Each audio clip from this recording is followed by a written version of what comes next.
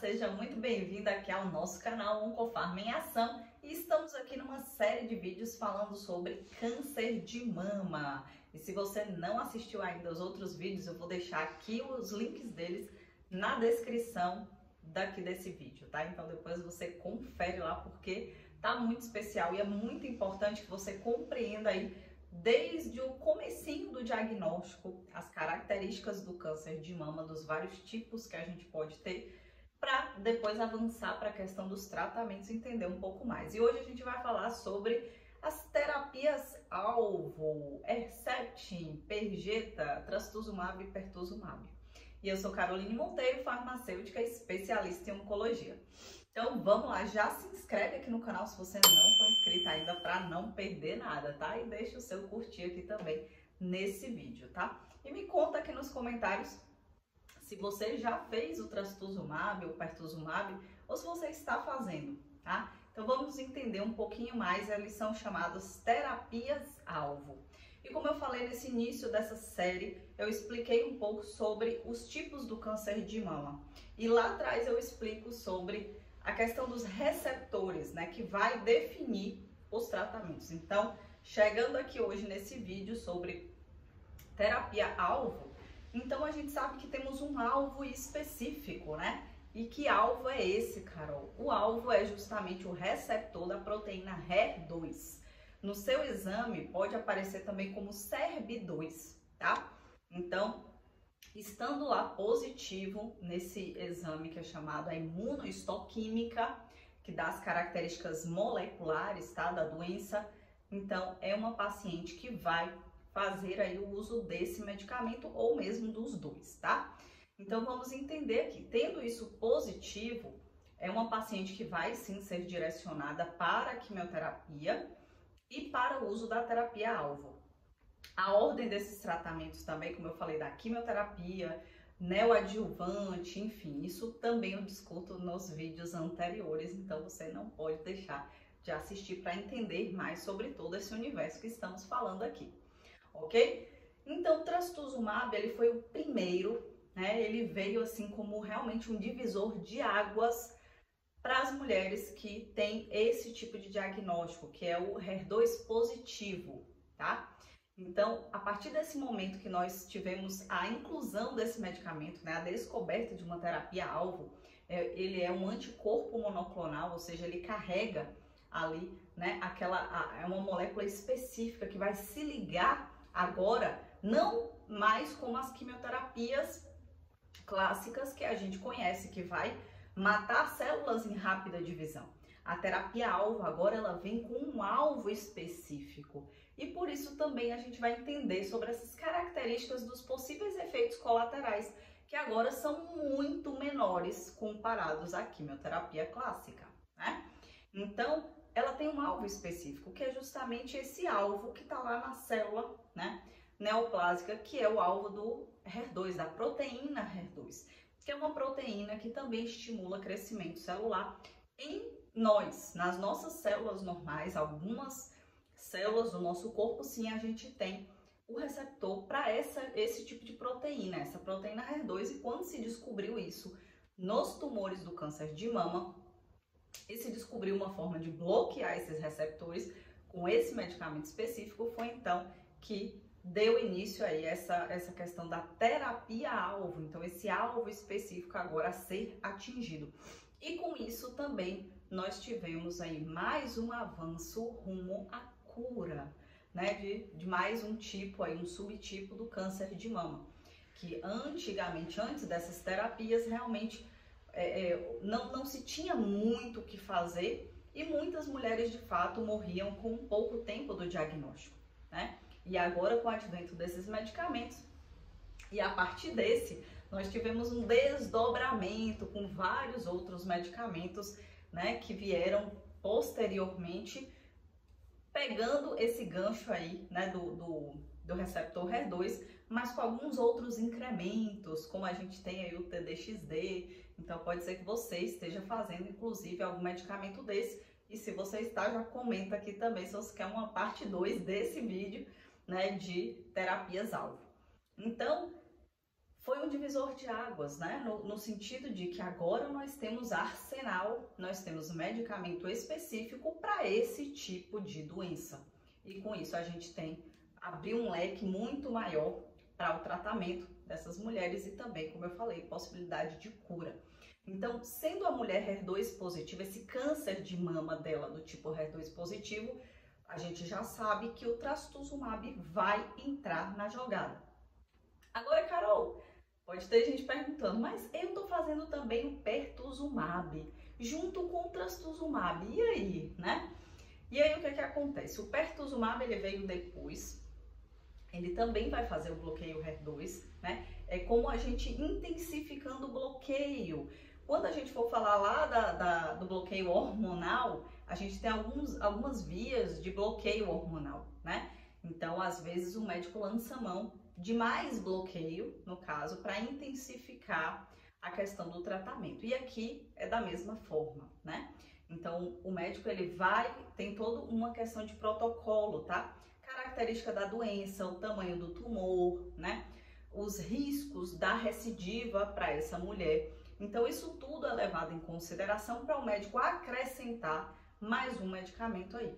Então, sim, pode ser que o tumor inicialmente estava muito grande, né? Acima aí de 3 centímetros, 5 centímetros, né? Um tumor grande, comprometimento de linfonodos, né? Ou mesmo até em doenças avançadas ou metastáticas, a gente também utiliza esses medicamentos se a característica da célula neoplásica foi também HER2 positivo, né? Então a gente pode usar, são medicamentos que inclusive pacientes metastáticas usam a longo prazo, né? E o bom desses medicamentos é porque, como eu falei, eles têm um alvo específico e por isso muito menos possibilidade de efeitos colaterais. Não vou dizer que não tem, porque sim, algumas pacientes podem apresentar algumas coisas e eu vou falar sobre isso aqui, mas o potencial de efeitos colaterais comparado a medicamentos como quimioterápicos, clássicos e até mesmo o bloqueio hormonal são muito diferentes, né? Então, são tratamentos muito bem tolerados, ok? Então, o pertuzumab, ele vem sim para aquelas mulheres que têm um maior risco de recidiva. E a gente tem esse arsenal, mais esse medicamento para fazer, e é um medicamento maravilhoso que junto com o trastuzumab vai aí selar, né, essa questão e vai trazer essa possibilidade maior ainda, né, de espantar o risco dessa doença voltar, espantar para longe, ok? Então essas características elas vão ser avaliadas com base no diagnóstico de cada mulher. E se você tem dúvidas com relação a isso, poxa, eu não estou usando o pertuzumab, né? Mas como eu falei aqui, essa duplo bloqueio vai vir para mulheres que têm ou que tiveram já no diagnóstico uma doença maior, né?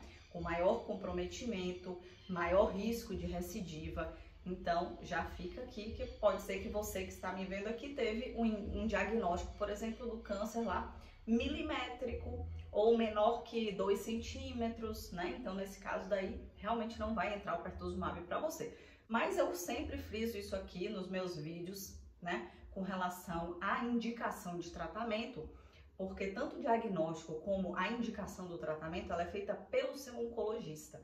Então, se você tem alguma dúvida com relação a isso, conversa com o seu médico, né? Fala, nossa, doutor, eu ouvi dizer que tem um medicamento chamado pertuzumab, por que eu não estou usando ele, né? Enfim, ou mesmo trastuzumab, dá uma olhadinha nos seus exames, nos vídeos anteriores eu falei um pouco mais para que vocês possam entender sobre a questão do diagnóstico, mas, volto a dizer, se você tem dúvidas sobre isso, converse claramente, abertamente com o seu médico oncologista para entender melhor o plano terapêutico que foi traçado para você e com isso te dá aí muito mais tranquilidade e segurança durante todas as fases do seu tratamento, ok? Então, como eu falei, ele é um anticorpo monoclonal, né? E eles têm um potencial de efeitos colaterais muito menor, porque ele tem um alvo específico a ser atingido ali. Então, normalmente é um medicamento que no início, né? Na primeira infusão, como a gente chama, né? É um medicamento que vai ser feito num tempo maior, né? Um tempo mais longo. Vai ser feito ali já com medicamentos que a gente chama de pré-medicação, ou seja, aqueles medicamentos que vêm antes, né? Normalmente essa mulher vai fazer aí ainda com a quimioterapia esse primeiro ciclo.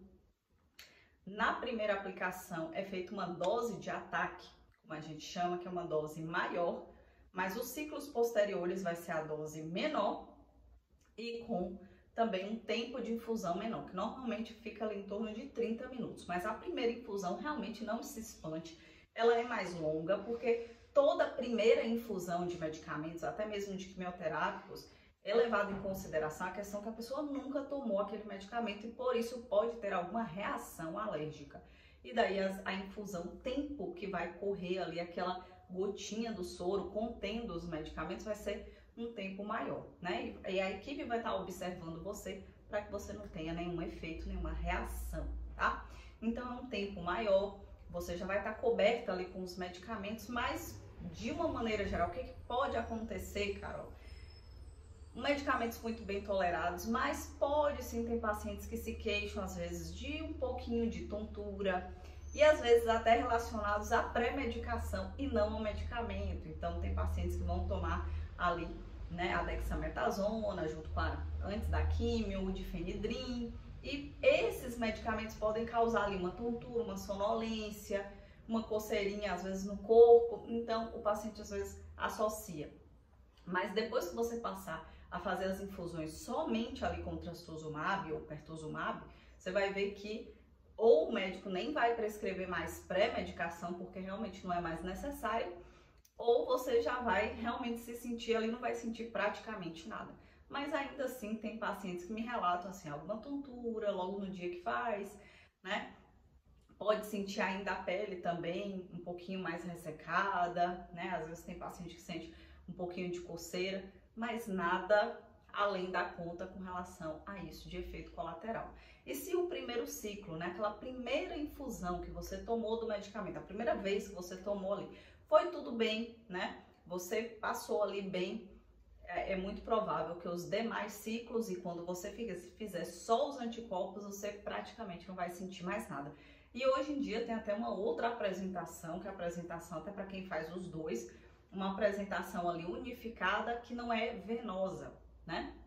Então a pessoa toma de forma muito mais rápida e já é liberada para casa. Então normalmente faz o ciclo ali, completa o tratamento em torno de 1 ano, né? As aplicações, mas volto a dizer, quando finaliza os ciclos de quimioterapia, os ciclos subsequentes que vão ser só com a terapia-alvo, que é o pertuzumab, ou também com o trastuzumab com o pertuzumab, já fica realmente bem mais tranquilo. A cada 21 dias e muito mais rápido. Você chega, faz ali infusão de 30 minutinhos e você já, né, termina ali.